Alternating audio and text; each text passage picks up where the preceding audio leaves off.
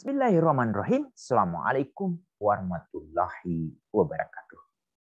Pemirsa Layak TV, ayahanda dan bunda, alhamdulillah kita masih diberi kesempatan oleh Allah untuk berbagi informasi.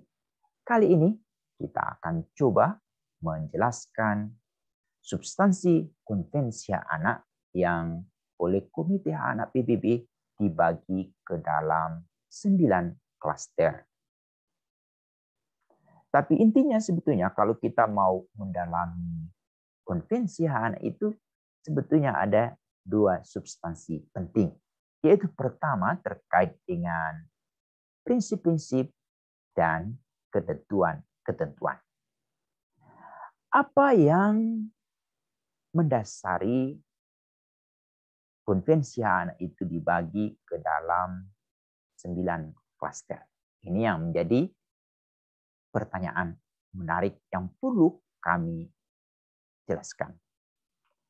Ayahanda dan bunda, setiap 5 tahun, pemerintah atau negara-negara yang telah meratifikasi konvensi hak anak, termasuk Indonesia, memiliki kewajiban untuk melaporkan pelaksanaan konvensi hak anak setiap 5 tahun.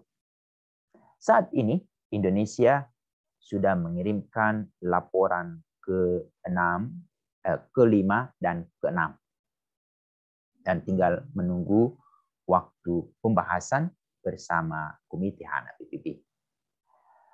Komite Anak PBB setelah menerima laporan-laporan dari negara-negara termasuk Indonesia, itu yang kemudian mereka membuat concluding observation terhadap pelaksanaan konvensi anak di negara yang meratifikasi. Di dalam concluding observation itulah kita dapat melihat ada pembagian terkait dengan konvensi hak anak itu menjadi 9 kelompok. Kelompok pertama itu terkait dengan langkah-langkah umum implementasi konvensi hak anak. Ini nanti kita akan jelaskan secara detail bagian per bagian pada sesi-sesi yang akan datang. Lalu yang kedua terkait dengan definisi anak. Apa itu definisi anak menurut PBB? Lalu bagaimana dengan negara yang telah meratifikasi? Dan itu sesungguhnya diberi keleluasaan bagi setiap negara untuk mengatur usia anak itu cepat dicapai. Lalu yang ketiga terkait dengan prinsip-prinsip umum konvensi hak anak. Lalu klaster keempat membahas tentang hak sipil dan kebebasan. Nah, ini yang menarik. Sesungguhnya yang klaster kelima ini sebelumnya itu tersebar di beberapa klaster.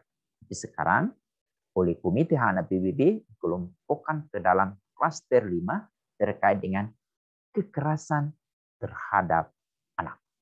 Lalu kemudian klaster ke-7 yaitu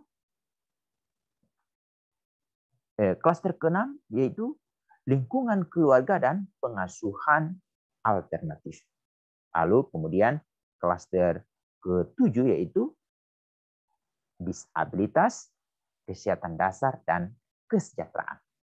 Kemudian klaster ke-8 tentang pendidikan, pemanfaatan waktu luang dan kegiatan budaya, dan terakhir yaitu langkah-langkah perlindungan khusus yang tergabung di dalam klaster 9. Ke-9 klaster ini akan didetailkan insya Allah pada video-video yang akan datang, tetapi untuk memudahkan kita dalam mempelajari konvensi anak terkait dengan substansinya, ini kita sudah lihat. Bagaimana dengan di Indonesia? Nah, di Indonesia ini yang menjadi menarik, sejak ditransformasinya konvensi anak itu ke dalam kebijakan dan program melalui kebijakan Kabupaten Kota Layak Anak, itu dibagi menjadi 6 bagian atau 6 kelompok. Pertama, mengatur tentang kelembagaan. kelembagaan ini yang kita coba lihat ada di bagian 1, 2, dan 3 klaster kompetensi. Jadi kalau kita belajar tentang KLA, itu ada di bagian kelembagaan. Lalu kemudian terkait dengan klaster 4 sampai 9 ini yang kemudian digabungkan ke dalam 5 klaster, yaitu klaster hak sipil dan kebebasan, kemudian klaster lingkungan keluarga dan pengasuhan alternatif, klaster kesehatan dasar dan kesejahteraan, klaster pendidikan dan pemanfaatan waktu luang dan kegiatan budaya, dan yang terakhir klaster perlindungan khusus. Untuk penanganan terkait dengan klaster 1 sampai 4 itu ada di Kedeputian Pemenuhan Hak Anak Kementerian Pemberdayaan Perempuan dan Anak, itu bekerja sama dengan mitra-mitra dari kementerian lembaga lain. Lalu yang klaster perlindungan khusus itu spesial merujuk pada pasal 59 Undang-Undang 35 tahun 2014 yang mengatur 15 item anak-anak yang membutuhkan perlindungan khusus. Itu ditangani langsung oleh Kedeputian Perlindungan Khusus Anak Kementerian Pemberdayaan Perempuan dan Perlindungan Anak yang nantinya akan kerjasama dengan kementerian lembaga lain. Ini semua sudah diuraikan secara jelas, secara detail di dalam Perpres nomor 25 tahun 2021 tentang kebijakan Kabupaten Kutai Anak yang memiliki 2 lampiran. Lampiran pertama terkait dengan dokumen kebijakan Kabupaten Kutai Anak, dan yang kedua adalah Rencana Aksi Nasional Kabupaten Kutai Anak. Dan di batang tubuh juga dijelaskan terkait dengan rencana aksi ini berharap ada di daerah juga. Jadi rencana aksi daerah yang diatur melalui peraturan daerah.